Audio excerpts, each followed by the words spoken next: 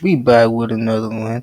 Looking nice. We here with that mother trucking. And I quote: Hunt for knife Bryan Kohberger allegedly used in Idaho student murders continues.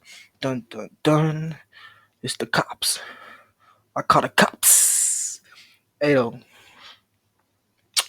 we here with the motherfucking Long Crime Network episode number 623. That wasn't even funny.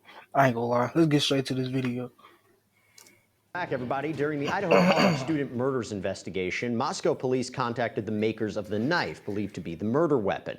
The probable cause affidavit says that officers found the sheath to a K-bar knife next to Madison Mogen's body. DNA on that sheath helped police connect Bryan Kohberger to the scene. Now, the director of sales and marketing for K-bar told TMZ that investigators contacted the company about the knives and sheaths they sell, but K-bar did not have any records of someone named Bryan Kohberger purchasing one. Experts say the knife that would fit the sheath is a 7-inch utility knife, commonly used as a tool by campers. Man, excuse me. But imagine defending this goofy, for one. And for two, I got something to say. I I had somebody comment and tell me, hey bro, we don't want to hear you smacking. My ninja, why you got something to say about me smacking? When you know damn well you smack your damn self, nigga. And if you don't, then it just sound like I do because the mic right here. Nigga, you can hear my voice from a mile away. Not really, but yeah. Anyway, back to the point. The point was I need a checker burger. Checker sound good as hell right now. Ooh, that's a fry. Ooh, shit. Or hunters.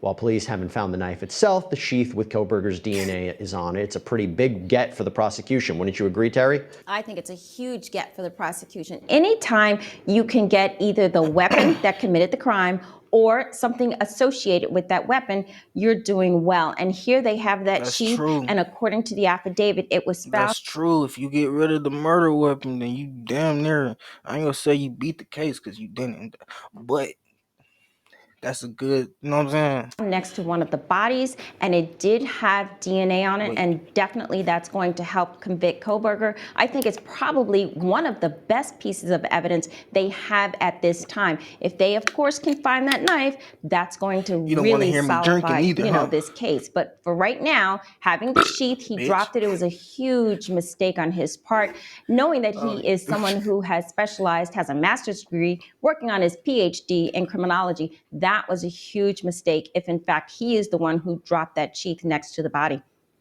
Yeah, I agree with you, Terry. The DNA evidence looks strong. In my experience, the DNA evidence tends to always look strong in arrest affidavits, though. Prosecutors love using it, and judges love signing off on warrants when they see it. What I would say is, let's wait and see. With Kohberger arrested and probable cause made out for the arrest, they also have probable cause to take a swab of the inside of his cheek for DNA. No, if that swab comes back as a match for the suspect on the sheath, it limits your arguments but doesn't eliminate them. Then we start talking about potentially contaminated crime scenes and how much of Kohberger's DNA was on the sheath. Very little, then maybe the police mishandled the evidence. A lot of DNA, maybe touching things and passing it around. That argument might work. But if the DNA tests negative or inconclusive for Kohberger, that's where this case gets really crazy because the defense may have a real case on their hands. So for the DNA, I say wait and see. Yeah, you know what, Brian? That sheath isn't the only piece of evidence that the police have. They also Bro, both of their name is Bryan, bro. Y'all niggas remind me of Family Guy. Go be that dog.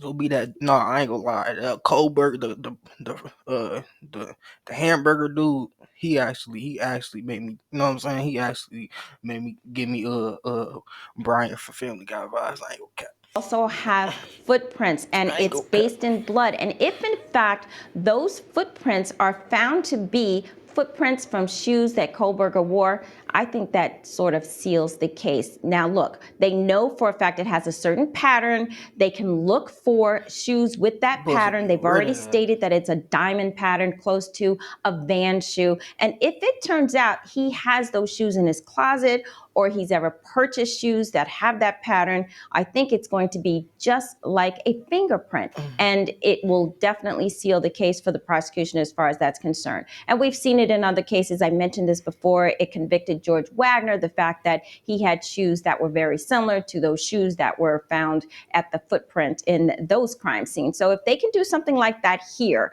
they will really, I think, seal the deal. Yeah, Terry, but Okay. that's a big and many, many ifs. If they can connect it to Kohberger, then that's great. But if not, then this whole shoe print, it's a nothing burger. Part of the problem is that this house has a lot of partygoers and people coming in and out.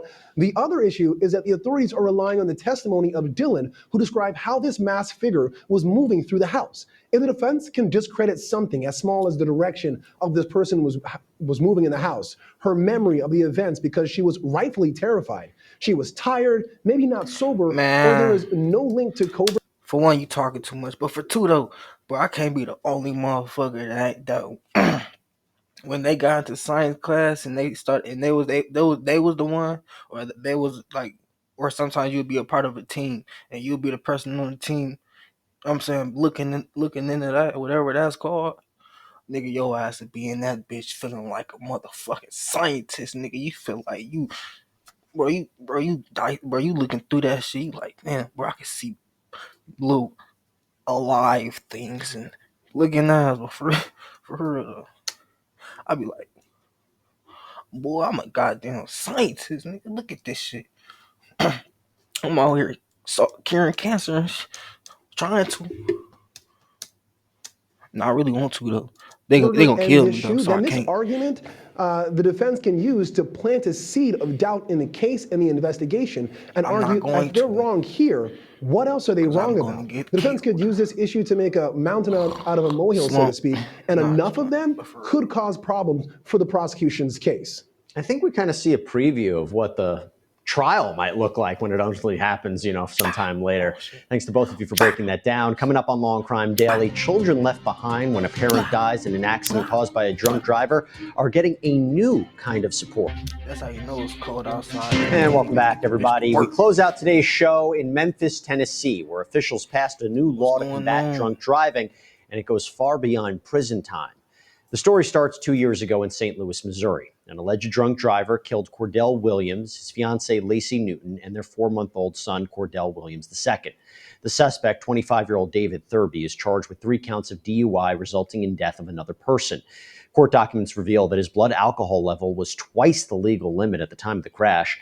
Williams and Newton left behind 2 young children. The name of one of those children is now on Bentley's Law. This law was proposed by his grandmother to force drunk drivers that kill a parent to provide financial support to the surviving children until they turn 18 and graduate from high school. While Bentley's Law has been under consideration in several states, Tennessee is the first and only state to officially pass it. Terry, I'll start with you. This new Tennessee law makes sense, but it sounds like it might be a nightmare to actually administer it. Absolutely. This shit is off topic like a motherfucker. How the hell we go from Bryan to this shit? But look though, this shit's interesting. We here for it. If you kill somebody during the month, like I ain't gonna lie, this shit right here. I be thinking a lot of shit be dumb as hell, but this shit right here is smart. Like, bitch, pay this child support because you just killed their parents. Yeah, you was drunk and you probably didn't mean to do it, but yeah, we all know if you drunk, don't get behind the wheel because you can't operate. I'm 20 years old, nigga. I knew that. I knew not to operate a wheel under while I was drunk when I was 15 drinking, nigga. I know not to do this shit. You grown ass man doing this shit and you kill people and you make them they kids, you know what I'm saying? Oh, you should pay child support for shitty shit. You paying that. I think it does make sense. People who are responsible for their actions do have to pay restitution, not just jail time. So I think doing this is something You know that they all gonna be states broke as should be hell doing. though. How they I gonna do just that? think the way they're talking about administering it is going to be a logistical nightmare. First of all, 1,000. I think the courts should probably have a one lump sum at some point. Perhaps the defendant should add in some sort of escrow account monies that would go towards Yeah, the this is family. off But topic, making so sure we that gonna get the up out of here. individual Let me see. pays is going to be hard to follow up. Many of these people don't have the funds. If they're in jail, as the law is That's what I stating, just they have a said. year after the They ain't got fact no that they money. get out of jail. But how are you going to actually administer that? And can you, in any way, shape, or form, if you are in fact the defendant, control what that education is for those? Wait, so how the hell they gonna pay when they get out? If they gonna be locked up, aren't they gonna be locked up for like 5 to 10 years? You telling me these kids gotta wait 5 to 10, bro? No, actually, no. See, we're back to this shit being stupid, fucking retarded. Unless I'm just not understanding this shit correctly, nigga. This is retarded. I don't even want to listen to this shit no more. I'm gonna catch y'all in the next video. We got the motherfucking new. Ooh, I'm excited for this one. Y'all know I fuck with football for sure. I'm gonna catch y'all in the next one.